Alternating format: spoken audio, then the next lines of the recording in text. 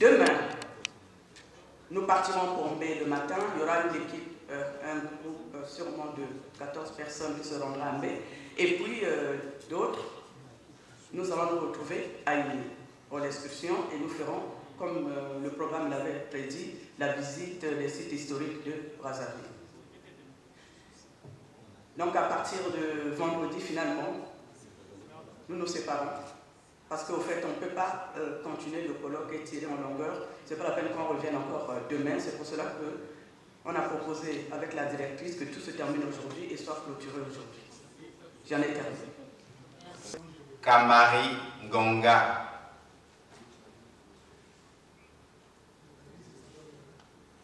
Daniel Isaac Itoa. Dominique Douma. C'est une exception pour ce panel-là parce que nous avons le professeur Jean-Félix, en tant que président du comité scientifique, nous a signifié que ceux qui ont présenté leur communication hier ne peuvent plus présenter une deuxième. Et là, c'est une exception que nous allons faire pour ce panel-là, pour le début. Oui. Oui. État de la biographie du roi Béhanzin que vous connaissez tous, et vous pouvez, lorsque ma communication sera mise sur le livre du colloque, lire tout ce que j'ai fait. Alors je passe tout de suite au récit, donc le pèlerinage que j'ai vécu dans le mausolée de Béhanzin. Je vais vous le lire rapidement pour essayer de conclure aussi rapidement. Alors, je commence par le titre 2, le mausolée typique. Donc, lorsque nous sommes à l'intérieur du mausolée. Nous parvenons au mausolée en terre cuite de Béhanzin après le trajet guidé et entrecoupé des haltes devant les symboles royaux reconstitués. À vue d'œil, la résidence circulaire sur une surface de 10 mètres de circonférence et haute de 8 mètres environ est couverte d'un toit de chaume conique. D'un signe de la main, et face à nous, et c'est là où commence la théâtralité de ce rituel-là, la guide, qui est l'arrière-petite-fille de Béhanzin, nous demande de marquer un arrêt devant l'unique porte d'entrée de la maison sans fenêtre. Nous obéissons, et elle nous tourne le dos, avance solennellement vers la porte, s'agenouille et se prosterne. Nous l'entendons dans son imaginaire converser en langue fon avec le roi virtuellement présent dans la salle d'audience. Elle se relève peu après et revient vers nous pour annoncer « Le roi vous accorde l'audience ». Et elle en trouve aussitôt le long rideau rouge qui sert de battant à la porte d'entrée du mausolée que nous franchissons en file indienne. L'intérieur de la maisonnée est baigné d'un air glacial et d'un lourd silence.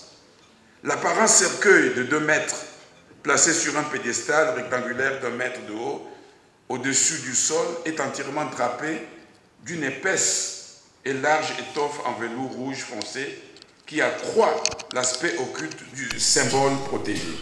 La dépouille rapatriée de Béhanzin occupe ainsi le centre du petit salon, légèrement dans la pénombre. Alors, c'est à ce moment-là que la guide de marche, lorsque la météo change Soudain, un inattendu vent glacial, matinal de saison sèche, souffle et nous fait frissonner, comme le climat ambiant l'est autant malgré le beau temps. Nos regards croisés qui s'interrogent sur le phénomène sont détournés par l'hôtesse, la petite fille qui nous prie de quitter hâtivement la cour, car le sifflement du vent annonce l'heure du déjeuner du roi. Elle nous dit: Sa Majesté est prête à rejoindre la salle à manger et aucun visiteur extérieur ne doit contempler le rituel de son passage.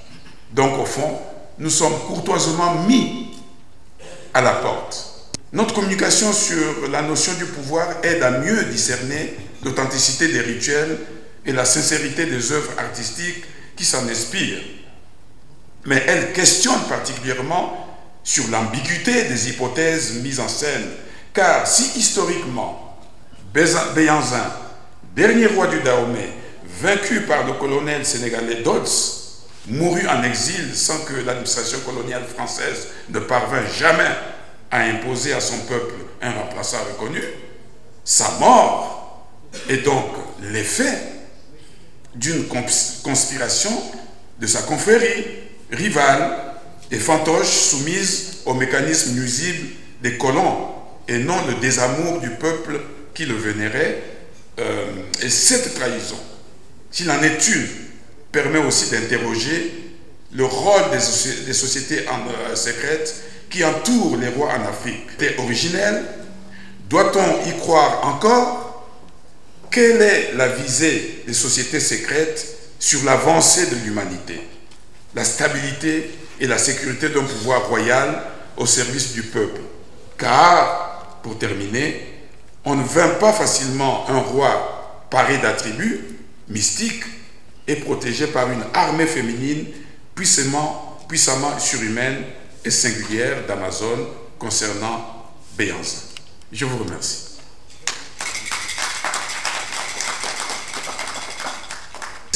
Merci, M. Douma. Nous appelons Madame Niverline, je crois, Awa, de nous rejoindre.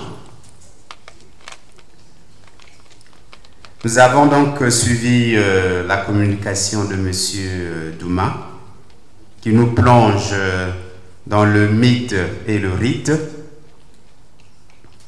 qui nous plonge dans le syncrétisme Dahomey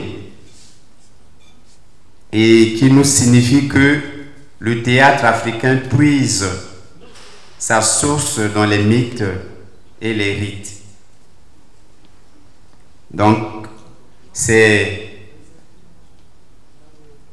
un élan de symbiose du rite et du mythe.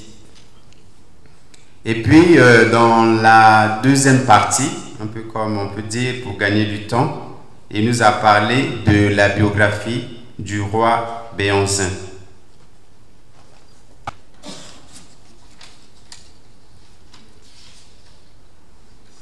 Nous allons appeler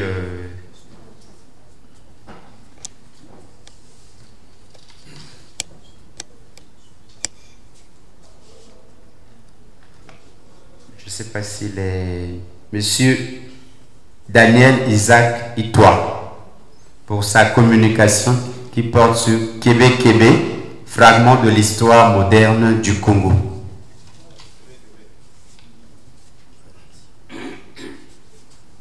Le Kébé-Kébé est une danse sacrée des gens du Nord. Les gens de la cuvette ouest et les plateaux. Bon, c'est un tout composite. Mais nous avons remarqué qu'au Kébé-Kébé, il y a une école des beaux-arts dans la sculpture. Ou même plusieurs écoles, mais dans celle de la sculpture. Ils façonnent sur le bois des bustes qui ont certains une tête humaine et d'autres des têtes animales. Merci à Monsieur Daniel Isakitois pour sa communication sur le Québec. Merci à Monsieur Daniel Isakitois pour sa communication sur le Québec, sur du bois, qui présente tantôt une tête humaine et une tête animale. Et les bustes qui ont une tête humaine portent les noms des personnes. Et en parlant de certains personnages comme Pierre Savorgnan de Brazza et comme Ballet et d'autres missionnaires, d'autres prêtres. Donc, c'est-à-dire que le Québec a sculpté les administrateurs coloniaux et il a cité le cas de Marchand, en parlant de certains personnages comme Pierre Savorgnan de Brazza et comme Ballet et d'autres missionnaires, d'autres prêtres. Donc, c'est-à-dire que le Québec a sculpté les administrateurs coloniaux et il a cité le cas de Marchand, de parti d'alors. Et puis, en citant, en fait, il a dans ce sens aussi parlé du Québec qui a sculpté aussi l'histoire du Congo. Et il a sculpté aussi les effigies des présidents de la République. Et en conclusion, Monsieur Daniel Isakitois nous a dit, il propose donc des pistes de recherche aux étudiants en anthropologie historique, comme les danses de la Lekumu aussi, il en a parlé, où on représente les dauphins dans les statues. On peut applaudir pour Monsieur Daniel Isaac. Merci. Et nous allons appeler maintenant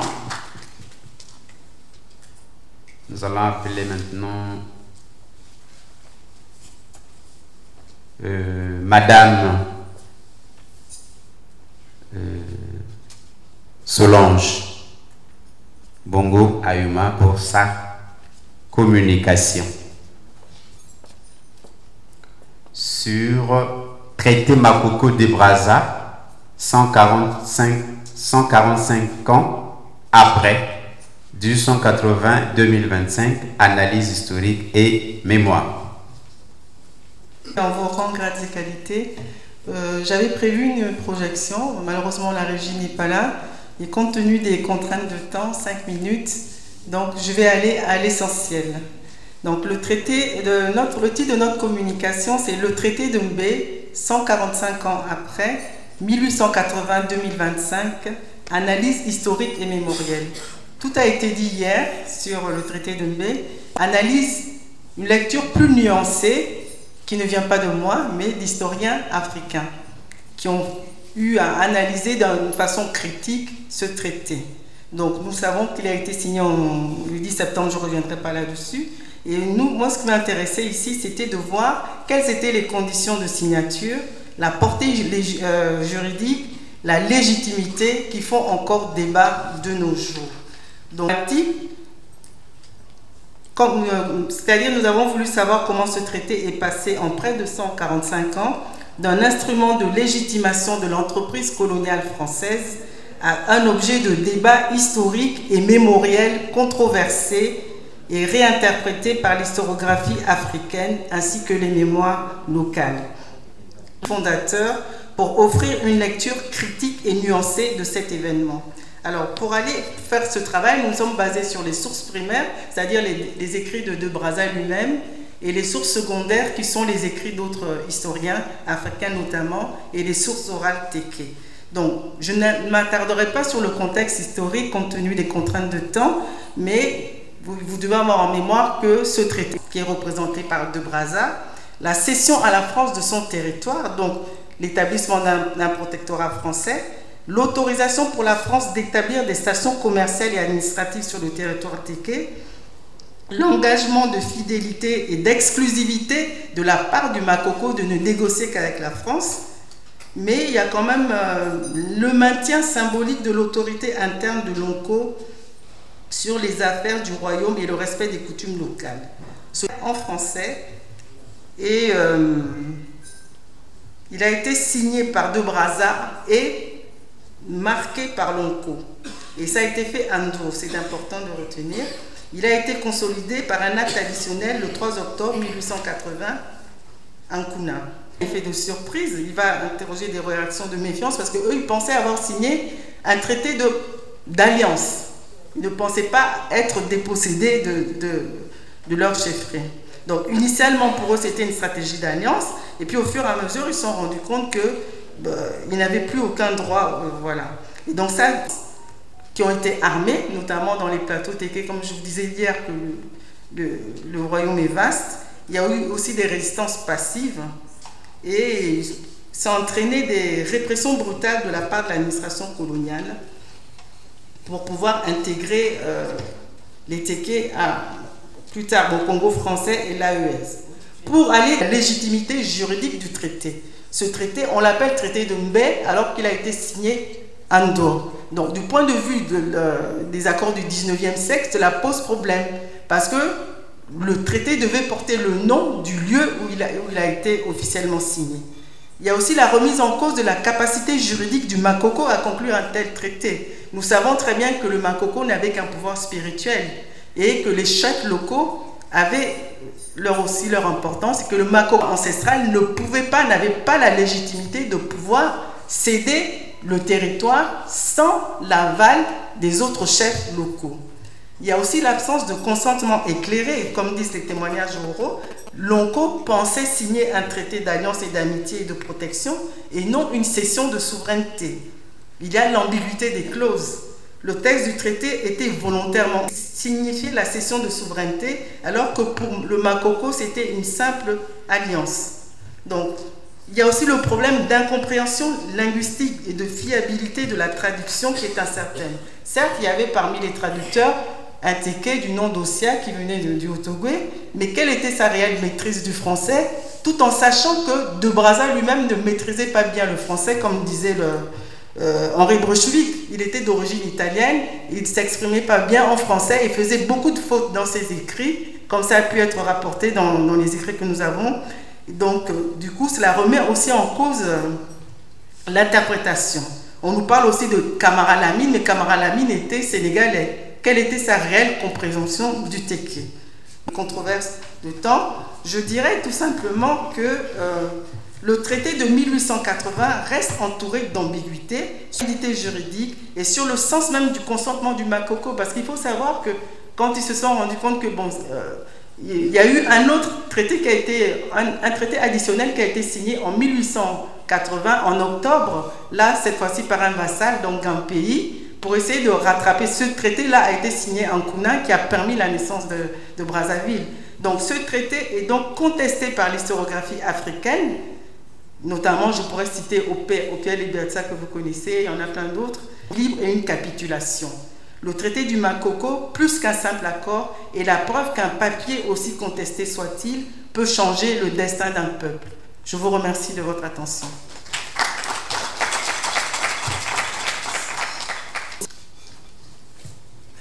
Alors, chers messieurs et dames, nous allons donc aller droit. Nous n'allons plus faire des petites synthèses à la fin de chaque communication, compte tenu du temps. Merci donc à Madame Solange. Nous allons appeler rapidement Madame Niverline Awa pour sa communication qui porte sur la fonction secrète de la reine dans les rites d'intronisation des rois Congo. Congo, merci.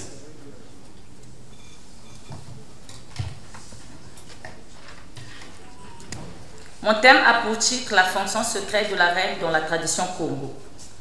Pour percer le mystère de la fonction secrète de la reine dans le royaume Congo, Mfumambanza, le grand prêtre est de Ngo, la panthère ou le léopard.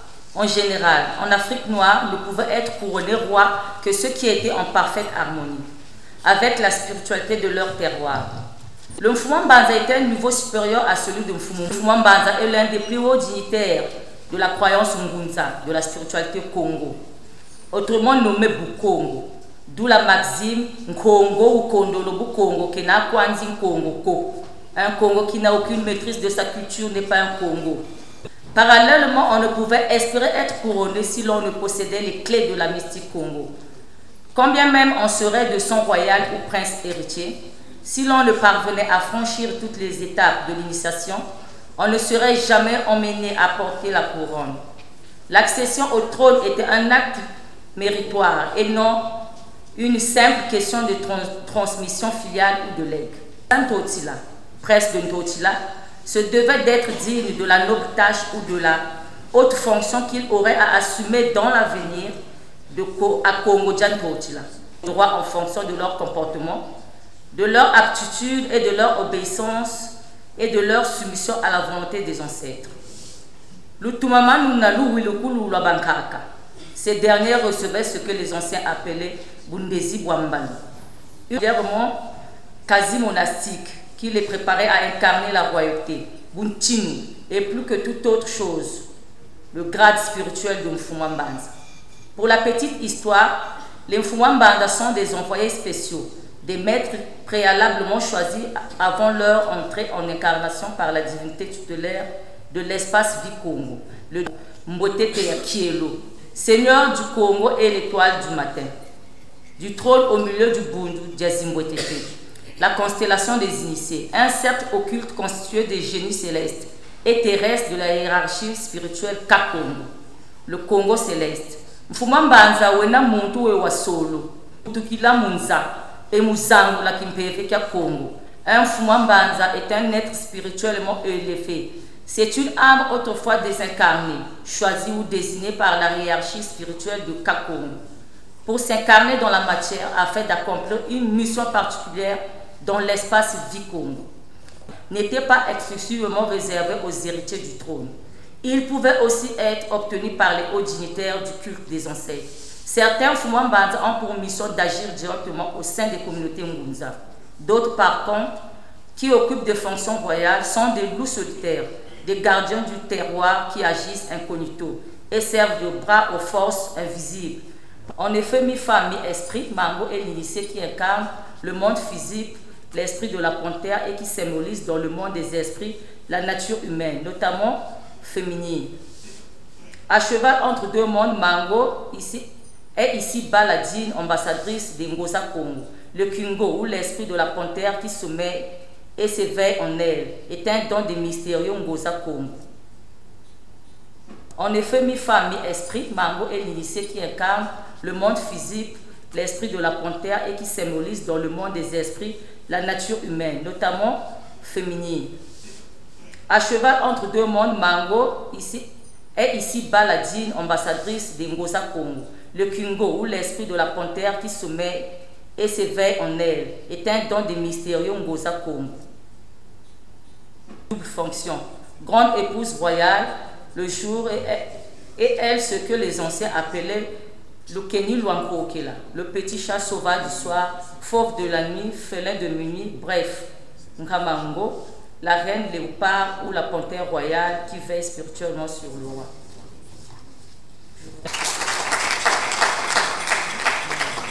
Merci à Madame Nuverline pour sa communication. Nous appelons Madame Janikwa de venir pour sa communication.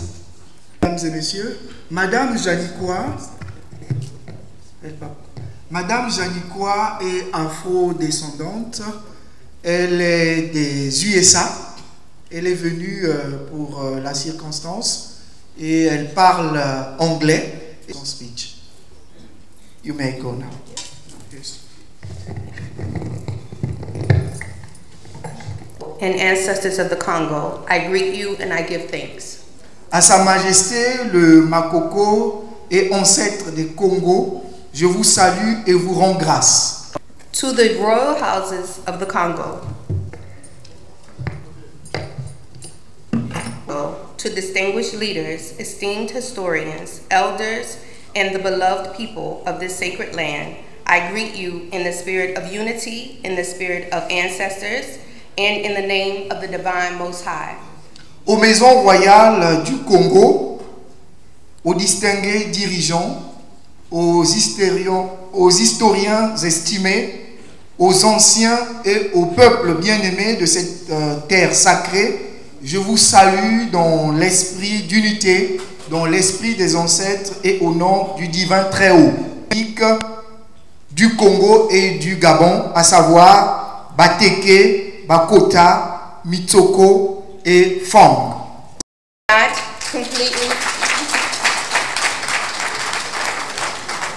Completely express how honored I am to be here. Journeys here have not been easy. Today my feet stand on the soil that my ancestors were torn from once again. Today my spirit stands before the throne that once spoke for them. Today I honor the majestic Makoko Ilu I, and today I bring back the voice of those who were silenced, the prayers of those who were taken, and the vision of those who dreamed of... Mon voyage ici n'est pas été facile. Aujourd'hui, mes pieds reposent sur la terre d'où mes ancêtres ont été arrachés une fois de plus. Mon esprit se tient devant le trône qui parlait autrefois en leur nom. Aujourd'hui, j'honore le majestueux Makoko Ilo Ier.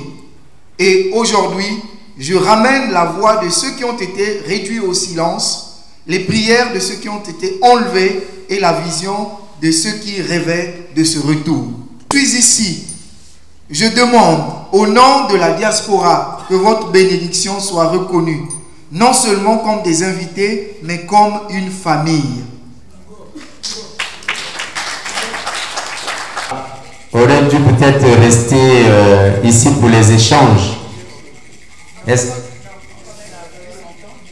que les intervenants et dans nos interventions, nous devons être précis parce que nous avons l'impératif temps. Hypnotiser, captiver le public européen pour preuve ce qu'il a fait tout le temps dimanche.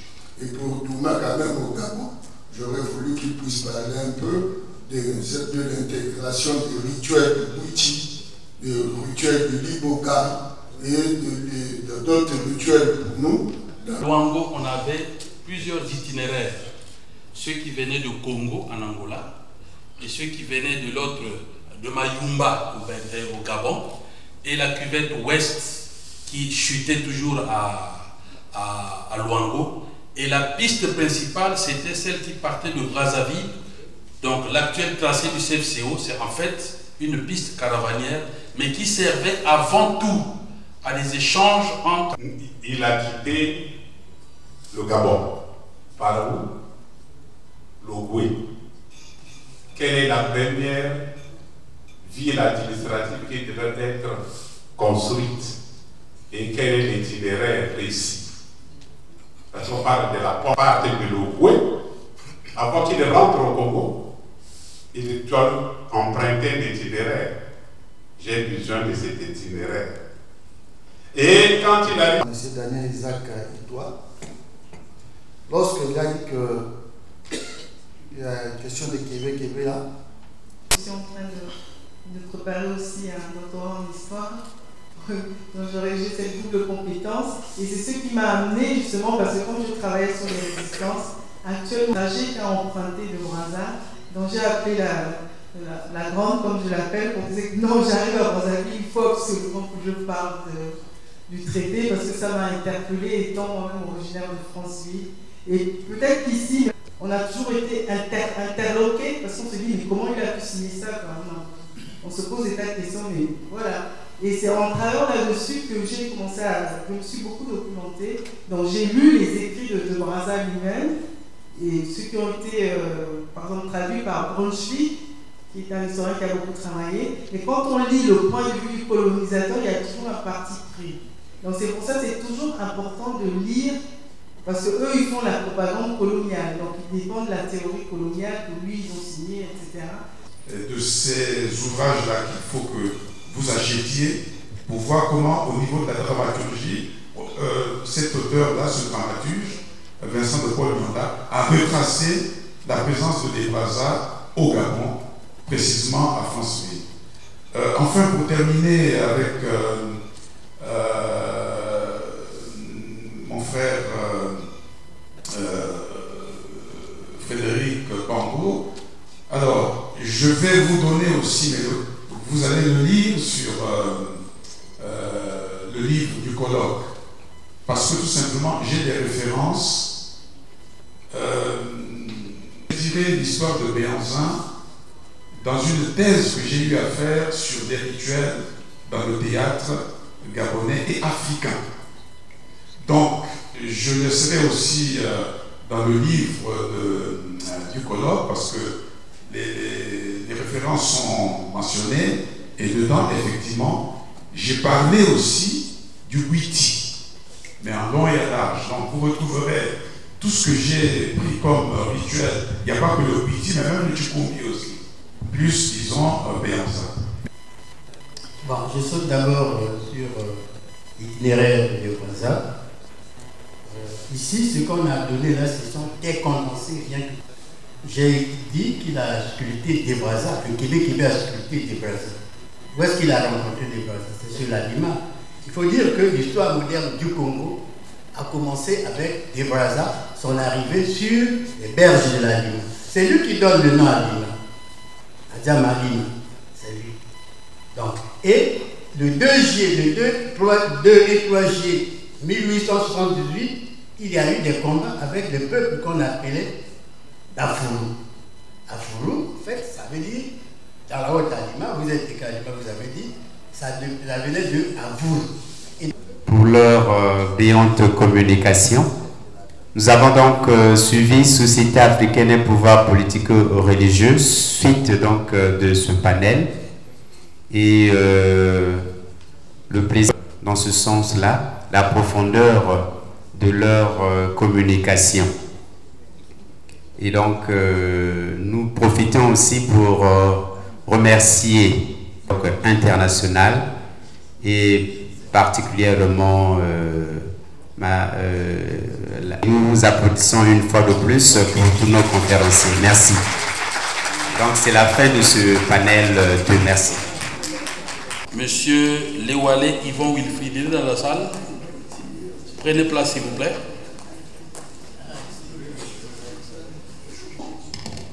Nous sommes donc dans l'optique de la poursuite de notre colloque international sur la route de l'histoire que nous avons débuté avec brio hier ici, et le colloque qui, semble-t-il, va connaître son épilogue pour entamer le 3e panel.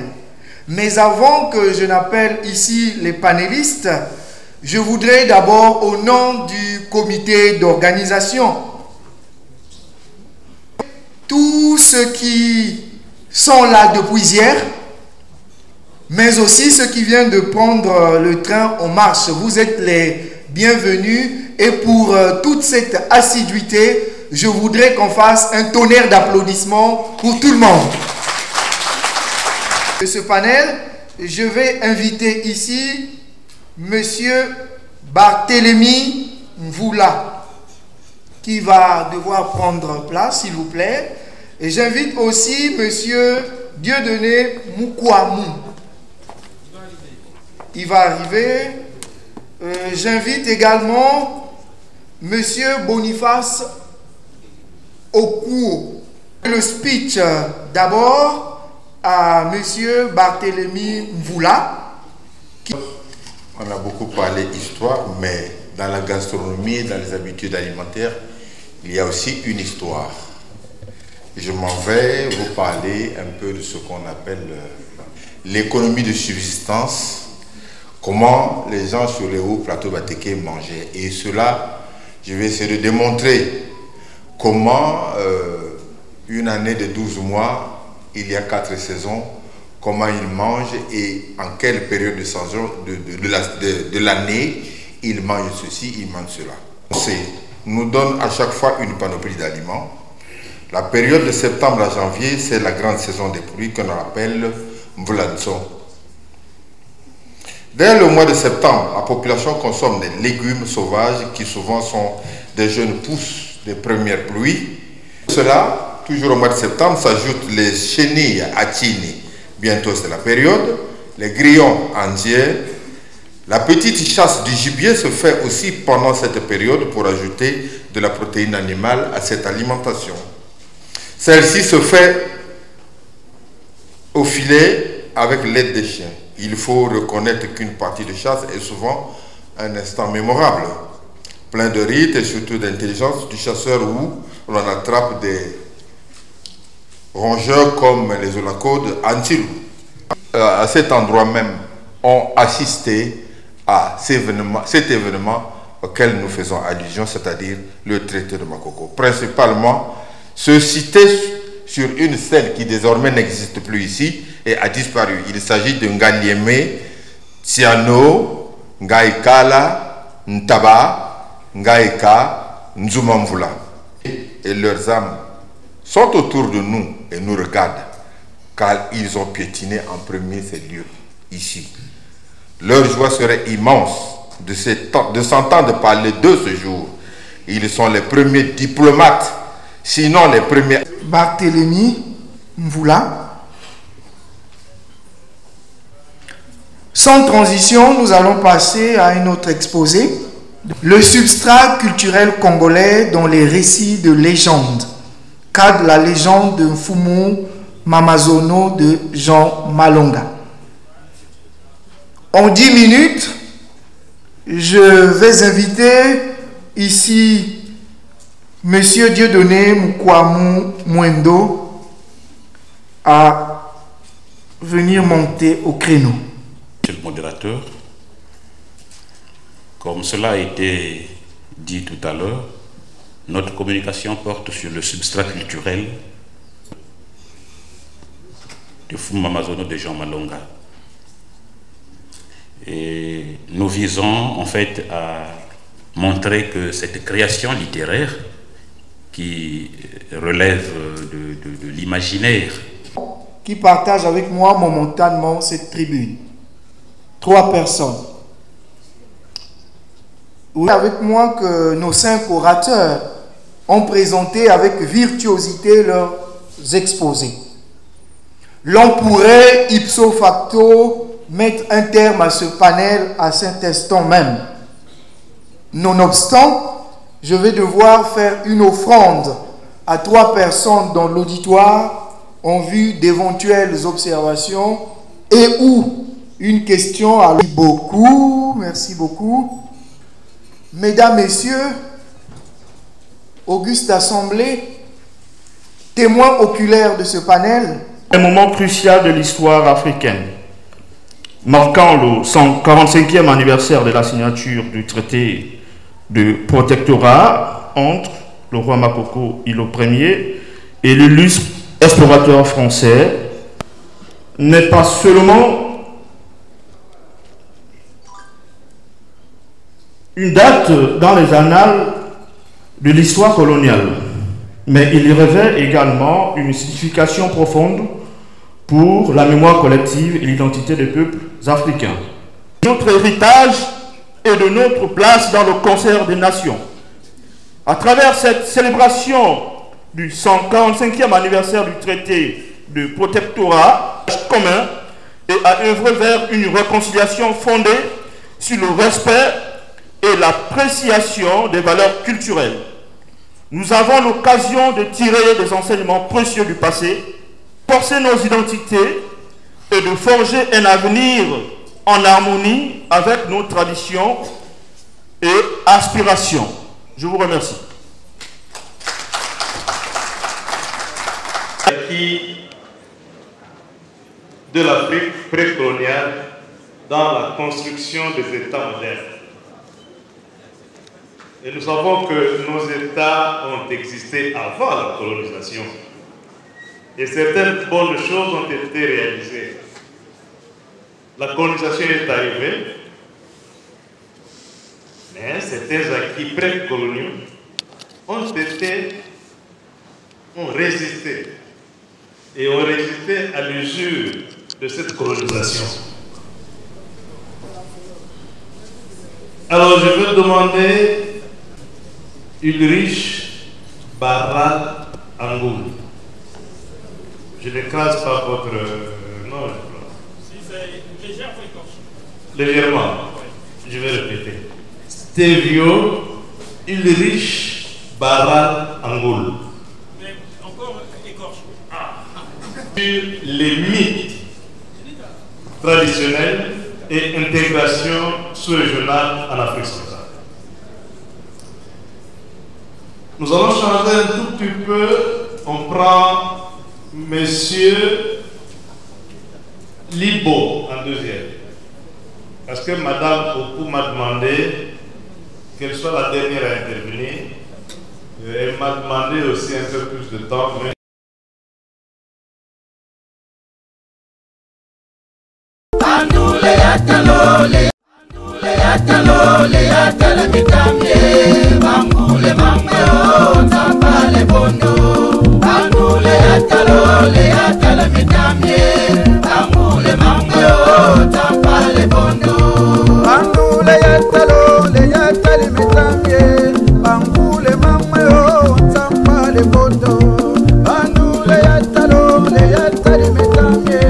Bangule mama yo, tampa le bondo.